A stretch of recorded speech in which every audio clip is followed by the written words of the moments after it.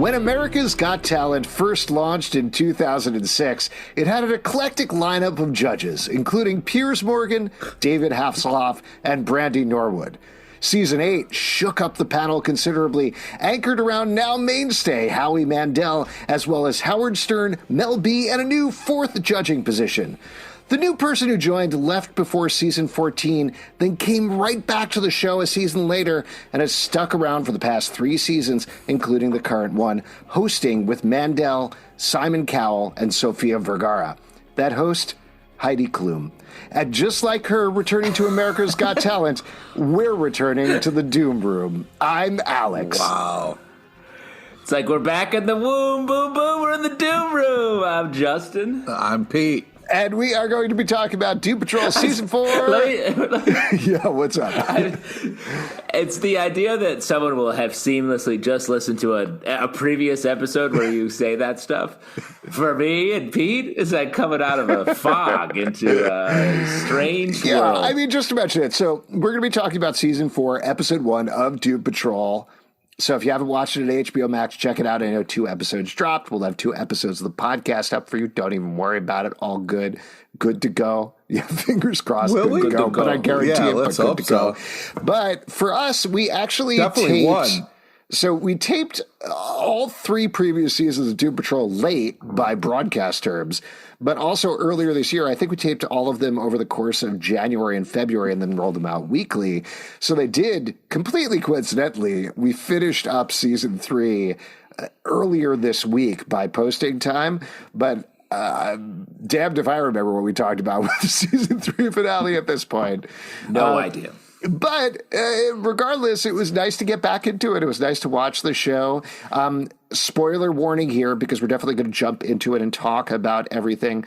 But broad strokes here, the team is now finally a team. They are a Doom Patrol. They're being led by Rita. They're fighting villains. We find out that they've actually been relatively successful with the dumb villains that they fight in Cloverton, but there's an ominous threat hanging over them, which is they travel to the future. Naturally. They meet a future version of Vic, where the world has been taken over by zombie butts that they cause.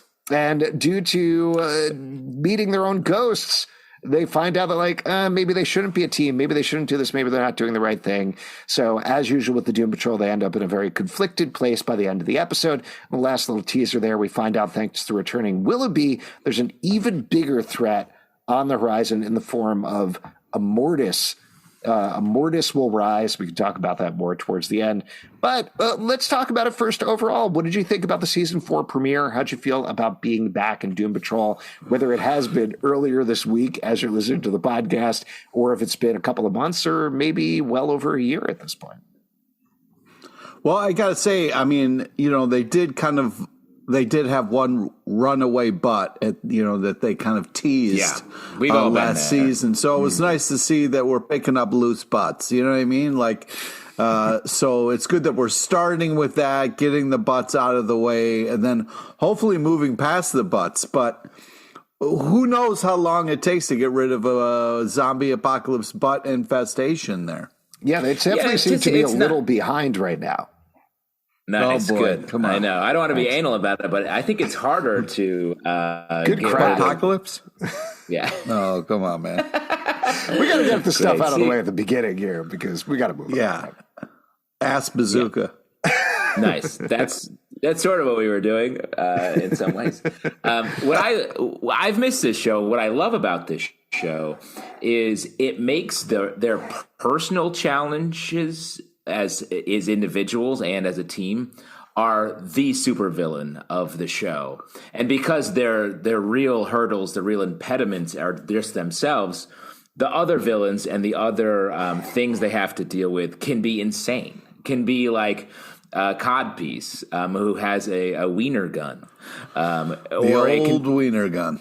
And they can be in situations where they're in the far future fighting zombie butts. And that's just such a flip of every other superhero show and movie, where it's all about making the villain scary and hard to defeat. And instead, it's the opposite here. And I really appreciate that. And they do it double time in this season 4 premiere. Let me ask you, if you were like, a crime fighter and, going about your business, would you be pissed if like a guy with a codpiece takes you out? You know what I mean? Would you just kind of be like, this kind of sucks. This is a shitty way to go.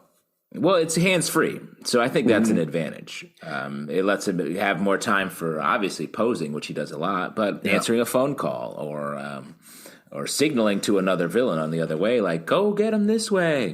So I'll mention that this is an actual character from the Doom Patrol comics. It was created by Rachel Pollack, who is a longtime writer on Doom Patrol in issue 70, I believe. This is a very different take on him. He's sort of wearing like a very dorky, not even Iron Man suit, but sort of like a knight suit, like a red knight suit with the codpiece and everything. But here it's almost, you guys are better at wrestling than I am. This is kind of like Macho Man Randy Savage, I would say. Is that fair, Pete? You're our expert here. I mean, I don't know, but I get the idea of what you're saying a little bit. It is kind of like a over the top kind of mullet situation he's got going on. And I think the soundtrack really plays into Macho Man's whole oeuvre. And as we all know, Macho Man famously in the Spider-Man film, the Orig, as Bonesaw. So he certainly has a comic book pedigree. I mean, that's how I knew to use that name. Go ahead, Pete. 100%. I got you for 3 minutes. We see, nice. I mean, when you see the codpiece villain there and the music is saying, I fuck like a beast, like that, that really matches up. So it was a fun moment. Well, I thought this whole sequence was great to the point that Justin was making, where they're fighting this ridiculous villain who you think in any other superhero show they should be able to overpower immediately. They're not. It's still by like the skin of their teeth that they actually beat this guy, and ultimately they do make it out. But it's really only through Dr. Hawthorne stepping up and psychoanalyzing the guy that they win in any shape or form. It doesn't really have anything to do with Rita's leadership. It doesn't have to do with anybody's abilities or anything like that. It's just talking to the guy. And this gets back to, I'm forgetting where it was, but somebody mentioned to me there's something that Niles says towards the end of season 1 where I think it's when they're fighting the giant robot. They're like, how are we going to beat this giant robot? And they're like, I don't know. We do what we always do. Talk to it. And that's how they beat things. They don't beat it by fighting. They beat it by talking through it and working through it from a psychoanalysis perspective. So that actually, even though Dr. Hawthorne is being positioned as a little bit of a villain here, or at least a sub-boss, I think ties into the overall ethos of the show. Just real quick, just wanted to say thank you after saying defeating a codpiece by the skin of their teeth. I'm proud of you for that, and not, skin of the balls? Skin of the balls? No. Was that it? Go ahead. No, I think he means the circumcised skin. Yeah. He means the foreskin. Oh, okay. The foreskin of their teeth. What I was going to say, slightly different tact, is this show, the characters are always sort of analyzing themselves, each other. In the middle of fights, they're always talking about, well, you're bad at this. And they're always taking each other down in that way. And I really like that we get Dr. H sort of, her narration is therapy, essentially, like sort of reading a therapist's notes about her patients who are also fighting in this battle. And at the same time, then we get the flip of it over the course of the episode where they're talking to their ghost selves, sort of analyzing their lives and having it be reflected back to them in that way. So it makes sense to me that this now 4th season, it's heightened therapy on therapy on therapy that these characters are going through. They haven't made a lot of progress. That's true. Through 4 seasons. In fact, they're almost in the worst position than they've ever been before. Also, like meeting your ghost self would be a little bit more exciting. You know what I mean? But because the show is insane, like they were like, yeah, this is nothing compared to the madness that normally goes on. I would disagree with you a little bit about they haven't made progress necessarily. I think if we want to keep delving into the psychoanalysis thing, what they've really done is they've made the point of therapy, which is incremental progress. They haven't made these breakthroughs. They haven't made these leaps or anything like that. But that really came through to me in the scene where they gift Cliff with his new hand. He gets this new hand Yeah. that allows him to feel with one finger and then maybe eventually all 5 fingers, which I thought was a great, very Doom Patrol way of doing this thing. Very smart and very fun. But everybody's standing around and gifting it to him. Obviously, there's still friction, going on between Rita and between Madame Rouge at this point in a big way. That's a big theme of the episode that we could probably talk about. But everybody is there for Cliff, and they're helping Cliff. And then Cliff does something very stupid off of this where he puts an oven mitt on his head. He's like, I'm not going to touch anything. They're like, you are touching something right now, you idiot. But they came from this place where they could barely stand each other in season 1 and they hated each other. And now they really are trying to help each other get better. It's by like millimeters that they're getting better, but they are heading there. And even when they head there, there's always 2 steps back, but they're working on it. Yeah, they're working on it. And while we're talking about Cliff, I feel like Cliff's finger is Chekhov's finger, basically. Like, what do you think the first thing that finger's going to touch is? It's definitely not going to be his son. It's going to be something else. A butt? Do you think he's going to touch him? Do you think he's going to figure a butt? Pete? Why the would you easy do that? money's on butt. Mm-hmm. Not the foreskin Pete, what of do you his think butt, he's going to right, touch? Pete? That was the... Oh right? my God. That's what you said. Mm-hmm. That's what Pete said. I would like to just get back to the fact that it's great to have this show back. It feels good, and it's just one of these like insane shows that is so enjoyable in this madness. Like all of this like butt-pocalypse, all this madness going on. I love the fact that the rift is still going on because she's giving people code names, and then she says Dogshit McGivens there, and I was just like, oh, that's just fun. I think it's McGivens. And the fact that they have to put a jellyfish on their head when they travel in this like time machine robot head is just, I mean, it's so silly. Like trying to describe the show to anybody else is insane, but the fact that it has this sweet spot of insanity where at the center of it is these really broken people it's very, very enjoyable, and it's impressive that a show that is so insane can be so moving. Should we break down by character? Well, I just wanted to say one thing off of what Pete was saying before we get to that, and I do think that's a great thing to do. But I agree with you 100%, particularly on those points. And I was thinking about the jellyfish thing in particular, which is such a ludicrous visual to the point where it doesn't even really look like a jellyfish. It looks like sort of like this cold pack that you put in the freezer that has little strings hanging off it or something like that. It's ludicrous. Yeah. But I think the thing that really works about it, and the thing that works about the humor in the show, is that everybody is on board with it. They roll with it and they push forward, and there's levels of like, you could have a version of the show where everybody's very winky about things and they're like, jellyfish, what are we doing over here? How goofy is this? Yeah. But particularly the fact that is introduced as like, we've done this a million times. We're used to this. We always put jellyfish on our head when we do this. And then like you were saying, part Pete, of the business. It's just what we do when we time travel in this giant robot head that we have a drill attached to. All of these levels of different things. That it also, like you were saying, ties into the emotional journey of Madame Rouge in particular over the course of this episode, that she is refusing the jellyfish because she wants to forget what she's done. And ultimately, Rita forces her to a place where she's like, no, you're going to remember what you did. Is great. Like, you start with this joke, but it's not just there to be goofy. It's actually something that is goofy, and now I'm just repeating Pete, but like ties into the emotional journey. And so I agree. I think it's absolutely elevates the show beyond a lot of other things.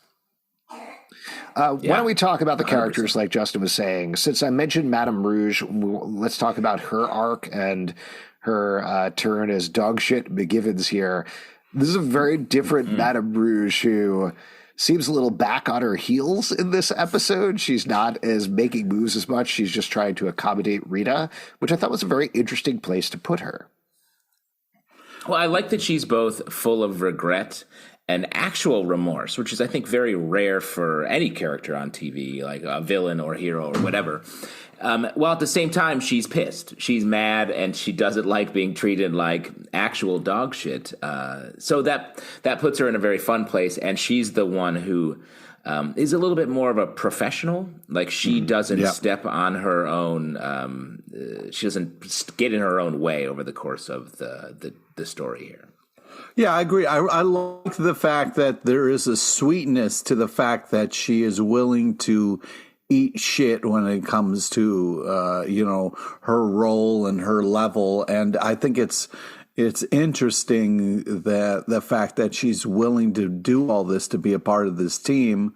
I think she has nefarious reasons for it all, but it's still a very interesting place for her to start.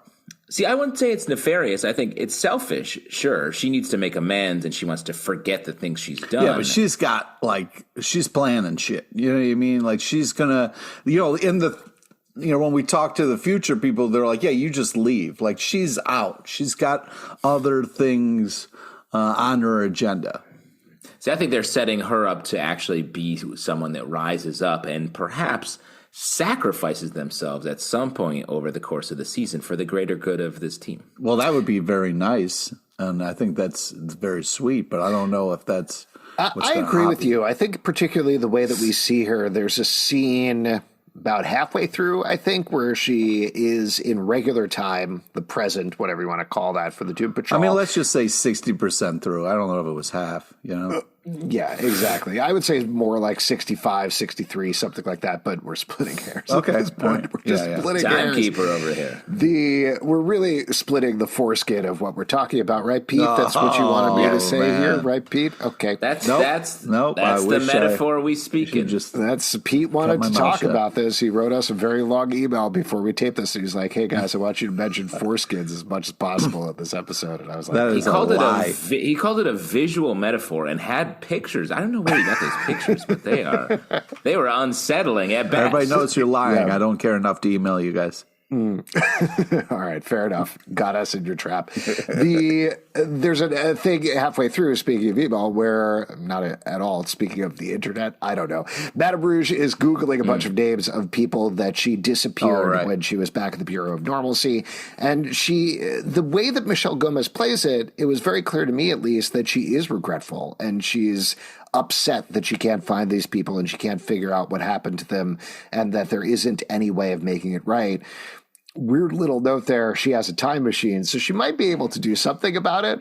But at the same time, I agree with Justin about this. I think we are going to see some sort of redemption arc here for Madame Rouge, whether she turns back on that and pushes back, like we've been talking about, that 2 steps back on that therapy.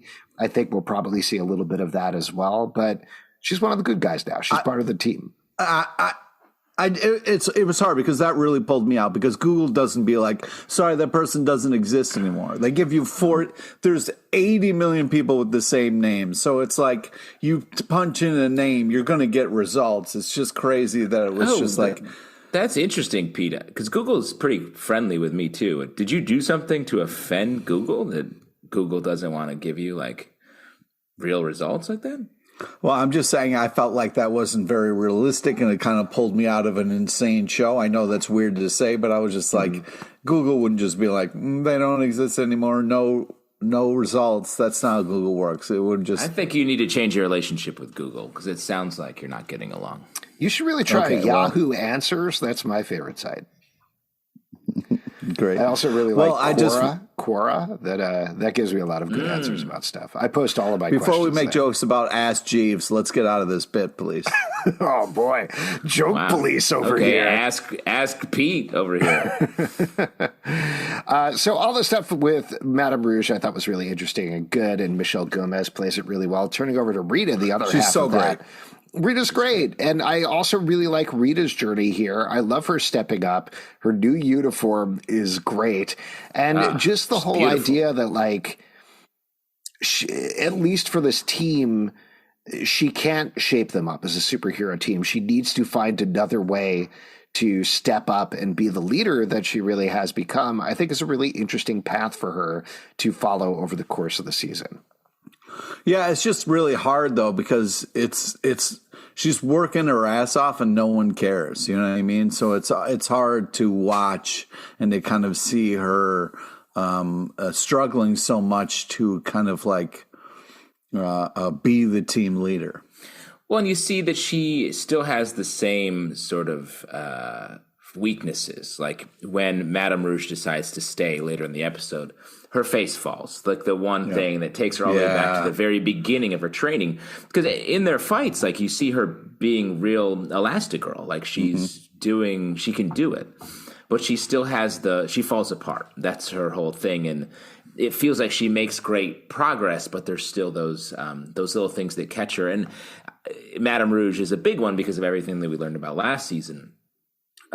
So I hope she makes peace. She's the one that I feel like could be a hero. Like if she can get out of her own way, I think she is the hero here of the team.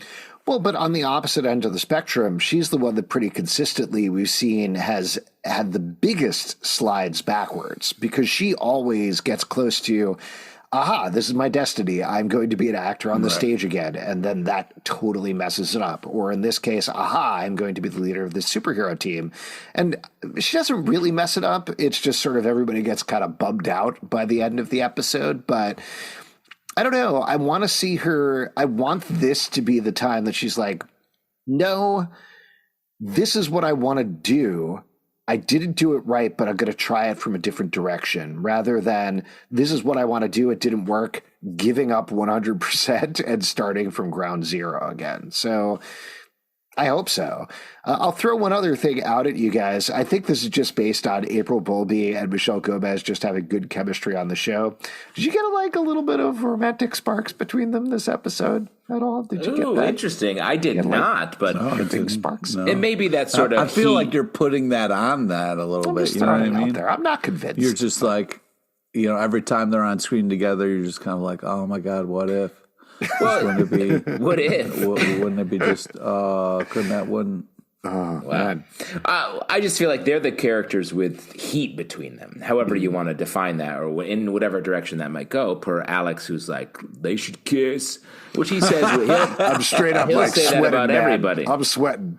Yeah. Oh man, bring it home. Because all the other characters are so internal, it's hard to actually have that any sort of positive or negative passion between them. Yes. And I think also, this is nothing against April Bowlby, but Michelle Gomez has chemistry with absolutely everybody across the board. So I think that's probably part of it as well. Why don't we talk about some of the other chemistry? You got a real thing going on for her, it seems I love her. She's great. She's good. Yeah, she's great. What's up, Pete? What are you implying? Alex is blushing. Yeah, he's got a little crush. No, look how red you're getting. What? Look how red you're getting. His cheeks are turning Madame Rouge. Hey! Well, that's a great transition to talk about literally anything else. For example, Cliff. We talked about his storyline a little bit, but this seems like a classic Cliff storyline to me. Where we talked about this a lot the last season, but like we were actually discussing with a lot of the other characters, he just rolls down the hill towards whatever thing he's given. He's like, great, got one finger to touch. I'm putting a mitt on it. I'm going a whole hog into this thing. This is my thing now. This is what I do. And it's awesome. It's sad. It's pathetic, but it's such a good plot line. And it's so, I don't know. I think it's perfect. Pete, I know you love Cliff. So talk about this one a little bit. Yeah, I mean, the Cliff yelling at Cliff was fun. Just kind of anytime Cliff gets worked up and starts swearing, I'm having a blast. So yeah, it's fun to see him lose his shit for sure. And he is a walking time bomb. So I enjoy what's going on with Cliff. I just think that, it's for me, when you put the mitten on, I was just like, oh, Cliff, why are you making this harder? You know what I mean? Like, just, you wanting to hold, that baby is a great goal, but now it's like you're so extra. He doesn't want to hold the baby. He just wants to touch the baby's butt, going with the theme of the episode. He says that. He's like, I'm going to touch your little tush with my finger. Oh, my God. He says that. That's a line in the episode. You made it creepy. Cliff didn't make it creepy. You did. No, I think that's just his goal. I think butts. We're going to see a lot of butts this season. Yeah, it seems like it's going to be a heavy butt season. Cliff, like it's hard to tell. Hot girl summer turns into heavy butt fall. That's what I always say. heavy butt season. He's just seems like he's just caught in like I want to win for him, and I've talked about like he feels like the character that could just like give up on his morals in any way. He sacrifice it for whatever he's wanting in that moment, no matter what it is, because his wants change so much. I guess we'll see.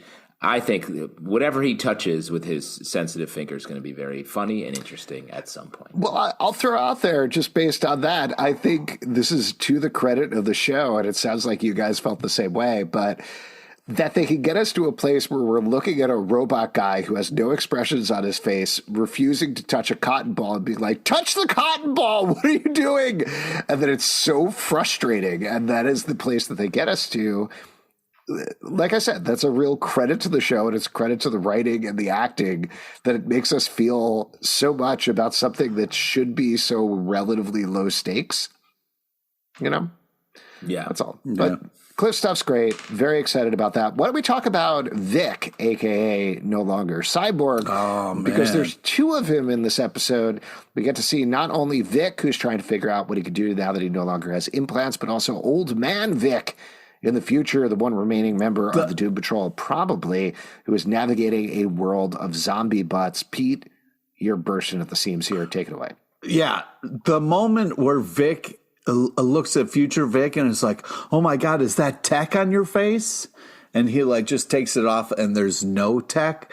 Like they hold on it just for a couple extra seconds, but Vic's face of hope that like, wait a second, or like in the future, am I going back to being cyborg? Like was just such a kind of like crushing couple of seconds there where you didn't know if he wanted it to be tech or if he didn't. And then like, it was just such an amazing kind of just couple of seconds that, my heart's breaking for Vic right now. I love the relationship he has with his dad, and them hanging out and stuff was really great. But yeah, it was kind of this thing where we open up and he's got a metal detector and looking for metal. And I was just like, oh my God, what's going to happen to Vic? You know, like I want him to do better and, not, depend on his kind of like metal robot cyborg part, but it's just so weird not having Cyborg be Cyborg. So I'm rooting for Cyborg to happen, but I don't want it to happen if Vic doesn't. It's such a weird, it's a weird position as like a comic book fan who's just so used to him being Cyborg and loving the character Cyborg that it's just like, but in this show, I don't know if it's the best thing for him. So it's it puts me in a weird place, but they're really having fun with it right now. Not fun, but I mean, Vic's going through a lot, but it's just like, it's tough, man. How are you guys dealing with it? Dealing with it, I can compartmentalize it pretty well. It doesn't keep me up nights. It doesn't, I guess, bleed into your everyday life. You're not talking to your kids. I completely broke down during the middle of a work meeting earlier today, but other than that, it's been smooth sailing. Yeah, I mean, sure, I ran into traffic completely nude, screaming cyborg, but that's almost a normal occurrence at this point. I just scream different things. Like, there's that cyborg guy. Yeah. I was screaming Andor finale a couple of weeks ago, and wow, man, you're really living your TV shows. It's true, but what I was going to say is, he wanted to not be Cyborg, right? And then he got that, and now he is desperate to be Cyborg again. He doesn't want to sit on the sidelines. He wants to be a hero. The IT guy, important part. And I think he doesn't think so. Tech support, not the coolest move, Hey, you watch your fucking mouth, man. That's a tough job. I'm not saying it's not a tough job, but I'm saying this. Just to clarify for anybody listening to the podcast, Pete actually used to work as the guy who erased search results at Google. So, oh my God, no. So Google hates you. I did work at tech support for a little while, though. Yes, you did. Oh, interesting. So you're saying this is a personal axe to grind? Is why you're shouting about this? maybe. When you worked at whatever company it how, was, I don't want to mention, but it's named after a fruit. Did you think about yourself as like the cyborg of that particular company? Yes. No, that's not when I worked at the fruit stand. That was completely different than when I worked at actual IT support US. I know what you're thinking, Alex. He worked at Snapple, not Apple. It's very different. Okay. He did when people got Snapple facts they didn't like, he just like calmed them down and right, Pete? Yeah. Yeah. That was my favorite part about the Snapple facts, actually, was the 800 number. Like, have a problem with this fact? Call this number. We'll calm you down. Call Pete. Yeah. Call Pete. It was just your personal number. And then I would just answer the phone and be like, no, it's true. You eat that many spiders in your lifetime. That's true. Yeah. Wait, we should say also, like, Pete doesn't like to talk about it because it's like, his claim to fame, but you're the son of the Snapple lady. So you got so high up at Snapple. How is this guy? By the way? Sorry, wow. Mrs. LePage, Mom. Yeah, Mom. She's Mommy LePage. Pizza. For those of you wondering, when Pete's recording, he's surrounded by cases of Snapple. This guy bathes in Snapple. So he's the heir to the Snapple fortune. Is this Snapple man? If you ever get close enough to Pete, that's a man who smells like a diet lemon. That's all I'm saying. Yeah, 100%. Kiwi strawberry, baby. My favorite flavor. Everyone's favorite flavor. Diet lemon. He goes with diet lemon. Fun flavor. We were talking about Doom Patrol. Yeah, we were talking about Doom Patrol. Talking about Vic. We were talking about characters in Doom Patrol. Vic. Right, Cyborg. Yes. Okay. Well, what I was saying is so.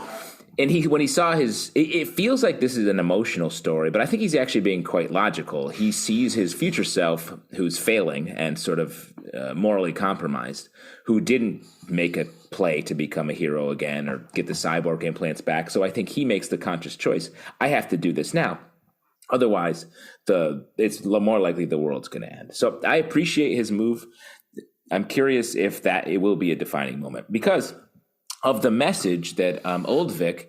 Well, that was crazy, right? Like, you can't have it all. And he's like, fuck that. I'm going to message someone on Facebook. Like, that was just a very weird kind of like we're going to find out that message is not what he thinks it is. There's no way that's just can't have it all. And that's the only message there. Like, that's not the thing that he's leaving him with. It's clearly something that he is telling him that is a key to whatever causes the zombie butt apocalypse. And they're not going to understand until later, maybe until it's too late. Which is frustrating because you think Future Self could be a little bit more clear. You know what I mean? Well, Future Self is on a TV show, so he's got to do that. Well, plus he was right. It was the last thing he was doing before he got torn apart by butts. So it's hard to, he might have been halfway through the sentence. You can't have it all cooked medium rare. Let's just go through how do you want to be taken out? Because I'd like to be torn apart by butts. Justin, what about you? I know, and I wrote this down earlier. Oh, wow. I still wrote torn apart by butts. It's crazy. Oh, Pete, wow. What about you? I wanted to be grilled by butts, just like a nice medium rare, flipped on both sides. Like maybe a family of butts grills me up, Oh, yeah. And eats you. You don't want to be eaten raw. You think it's offensive to be eaten raw. Yeah. Pete has, you want to taste good. On his DNR, he has take me out like one of those Bugs Bunny cartoons. Yeah. Yeah, you want to be the coyote. You want to be eaten by the coyote. I want to be strapped to an Acme missile and then, Oh, man. Pete, if there's any more defining character, it's the coyote. Just chasing that Roadrunner all day long. One quick thing that I wanted to say about Cyborg real quick before we turn over to the last character I believe that we should talk about here is I thought it was very weird to see him playing nice with his dad. Like, I understand they got to a catharsis in the last season, but just having the two of them hanging out together, I was like, what? What's happening? What? How are they just friendly with each other now? That was nice. Yeah, but no, they figured it out. Like, in terms of moving forward psychologically, they did it. So that's good. I do think we are going to see, given that he saw Cyborg in the future without tech, and that was such a big moment, I think we are going to see him cyborg up by the end of the season, but I guess we will see. Agreed. Last but not least, let's talk about Jane. Some big stuff goes down with her. So wait. Before yes. you do this, I just have to say, because you're proving a point I was going to make. We haven't talked about Larry Traynor at all. Oh, and right. you said last but not least. Right. And this show, while I was watching it, is not doing Larry Traynor. We're not getting, it's second, he's pushed out to the edge. We barely get any time with him. We don't get in his head at all. I was shocked that we didn't get Larry here, and I find it so apt that we weren't even talking about him here. I love Larry. I did forget But let's talk about Jane first. I just wanted to make that point because the show forgets him, I think. Yeah, well, let's actually talk about Larry now, just because we're getting to this point, because his storyline is he has this new light being inside of a new negative spirit. Baby being. Keeg? Baby light, Keeg. The Keegs, And when they go to the future, they meet a grown-up Keeg, little Keeg, baby Keeg, seemingly fries grown-up Keeg, and then goes back inside of him and then leaves by the end now that they can be separate from each other. And that's kind of what we get. So, Justin, you seem a little hepped up about this. How are you feeling about Larry's storyline? Well, I was just surprised we didn't get a lot of time with him, a character that we've followed his emotional journey throughout this series. We spent so much time getting into each character and almost purposefully don't get into Larry. So I thought that was strange. And I really like Larry. I'm very invested in his journey or story or whatever you want to call it. So I hope we get more and he's not just left by the wayside. But the mystery here, it seems like he may be able to unlock some of the stuff that happens through the Keeg connection, since they all talk to their ghost selves, but they didn't really answer any questions about hey, how do we stop these butts? Mm-hmm. Yeah, you would think the how to stop butts would be a higher priority on the list when you're talking to future self, but apparently not. It was a little surprising how low priority it was. But yeah, I mean, LT kind of got the shaft in this episode, but I feel like because in past seasons we have gotten so much LT, I feel like it's coming. It's just, with the rotating cast, they're going to take time in different spots for different reasons. Yeah, I mean, I think that's fair. I think saying something for the limited amount of time that you have, even with a streaming show, but I also think, and this is with the asterisk that I'm sure they'll figure something out. Was that a shot at streaming shows? What was that? No, I'm saying you could go an hour, an hour 20. For a streaming show? What the fuck does that mean? There's a different thing with a broadcast show that only has 42 minutes where you have to figure out what you're going to focus on because you only have that time. You're going to have to cut things out. You're going to have to trim things. With a streaming show, you don't have that limitation. So being able to say well, we only have that time. We couldn't talk about Larry Traynor. That's not true. Maybe budgetarily you can only have an episode so long. You can't have it go 2.5 hours. Spend all your money on butt. On butts. There you go. That's not the first time I've heard you say that, by the way, Pete. Yeah. Won't be the last either. Yeah. But the thing that I was going to say about Larry is, to your point, he's already, more than anybody else, worked through so much stuff over the course of 3 seasons. Yeah. He's worked through the stuff with his boyfriend. He's worked through the stuff with his family, with his dad, with his wife. Inner being. It is inner being. Yeah. So really, I'm sure they'll figure out more, but right now it feels like the only thing that's left is the origins of the negative spirits, which is frankly maybe the least interesting thing about his character and everything that's going on. Wow. So maybe, I don't know, maybe I'm making an excuse for why I forgot that was happening, but there you go. Why don't we talk about Jane, though? Because I do think that plotline is very interesting. You mean H? Dr. H has taken over the body. K is missing. Boo. Jane is taking a vacation in the underground and ultimately is looking for K and trying to find K. We find out K is inside Dr. Hawthorne the entire time as Dr. Hawthorne disappears, and Jade moves back to primary only to find some mysterious blank gray puzzle pieces. Pete, take it away. You seem... All right, so here's what I'm worried about. Dr. H running the show blows, okay? Some know-it-all doctor. I think it's actually Dr. Harrison is the name of the character. Oh, sorry. Whatever. Dr. H. That's your personal doctor, right, Alex? Dr. Hawthorne. Dr. Hawthorne, yes. That's the one who takes over my body, and I don't want to say how. Yeah, great. I don't want to know how. No, we're gonna guess at the end of the pod. Yeah, fun.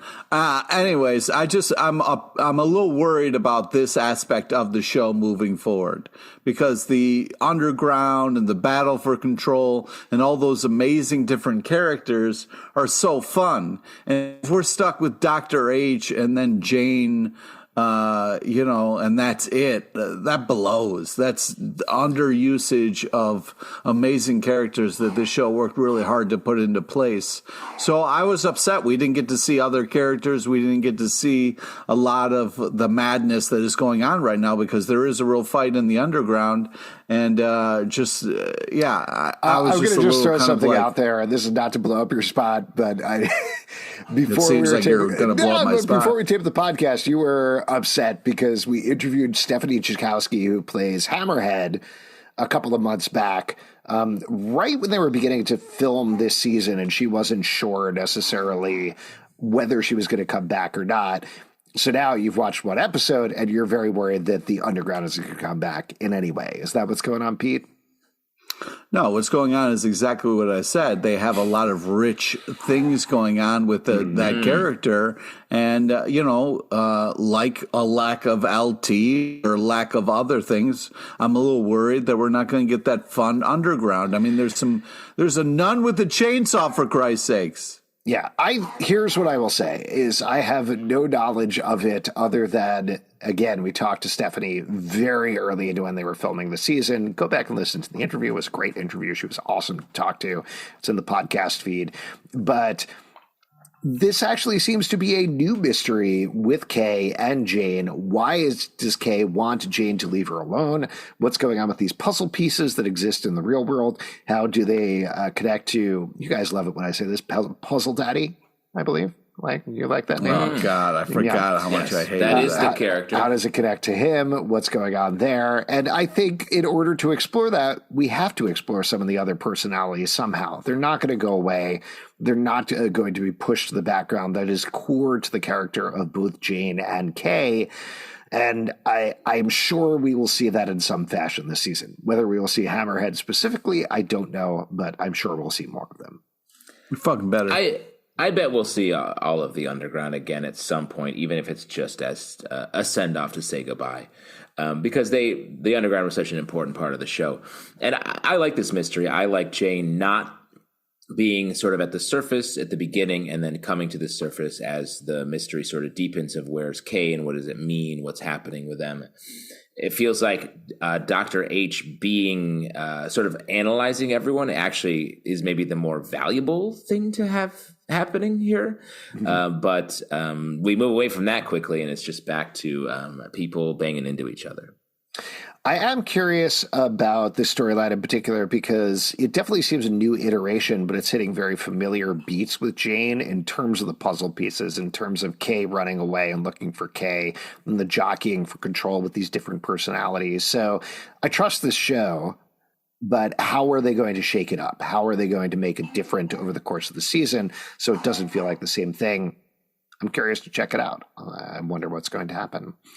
Before we wrap up here, though, any other moments from the episode you want to call out? One thing I'll call out that I'm surprised we haven't talked about yet, and I really wanted to talk to you guys about, if you saw a bowl of Vienna sausages and Skittles, would that be enough to lure you into a trap? Pete, I'm going to let you go first. No way. The Vienna sausages on top of Skittles really just is super gross. Bowl full of Skittles, that trap's falling on me. Bowl full of Vienna sausages, I'm not falling for that shit. A bowl full of Vienna sausages and Skittles is too weird to even touch. See, here's the thing.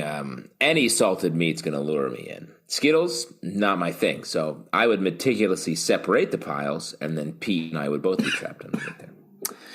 Yeah, so what they need in order to trap both of you, and I'm just checking for no particular reason, is a hilarious separate bowl of Vienna sausages and Skittles. Skittles for Pete, Vienna sausages for you, Justin.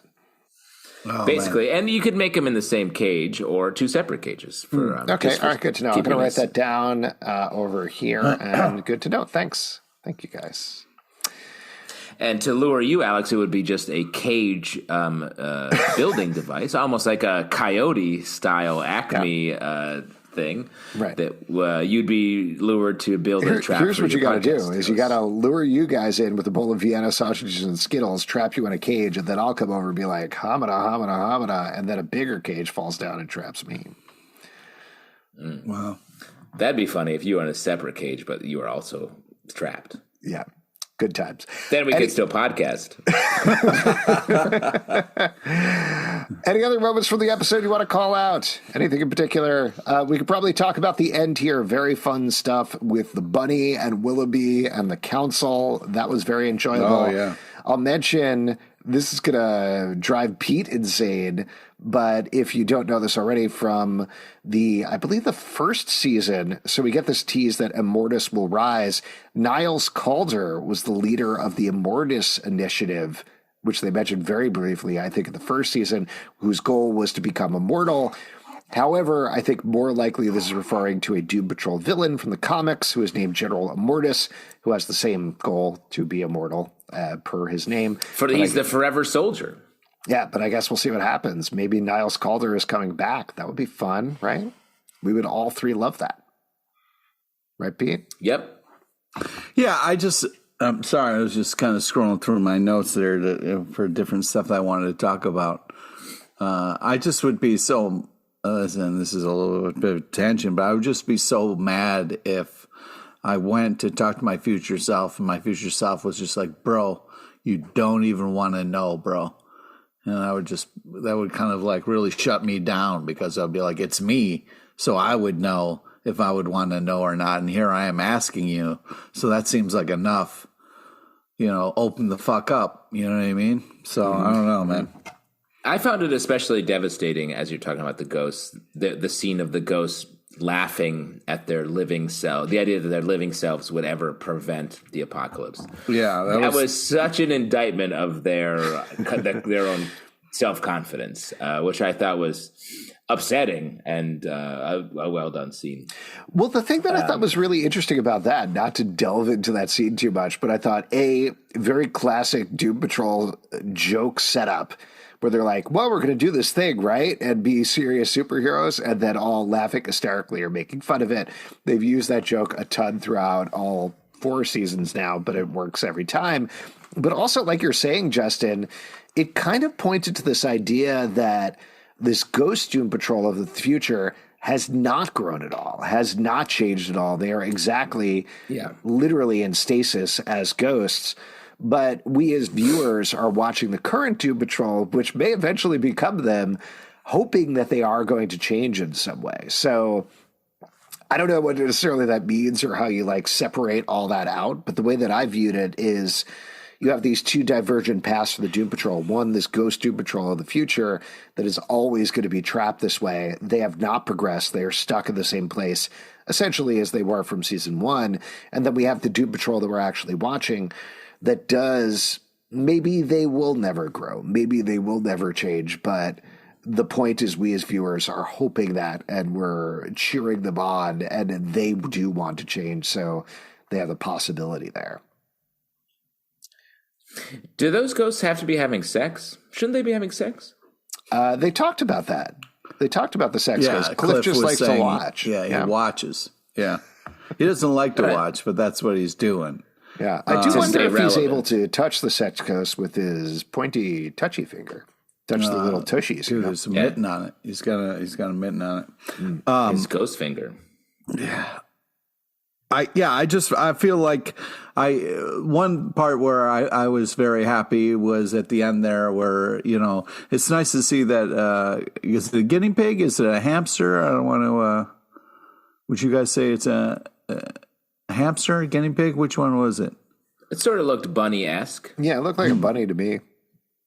Oh, really? Okay. Mm-hmm. All right. Well, maybe I need new glasses. But I liked how it was holding a grudge. I really felt seen in that moment, and I felt like, yeah, man, get after him. You know what I mean? Like, you're fucking up, and it's really messing with me. So I appreciated the grudge that it was holding. Again, the connections to like old cartoons where you're at trying to track down this bunny as the Elmer Fudd of this podcast is really shocking. It's rabbit season. Why don't we move on and talk about who was most doomed this episode? Justin, who was most doomed?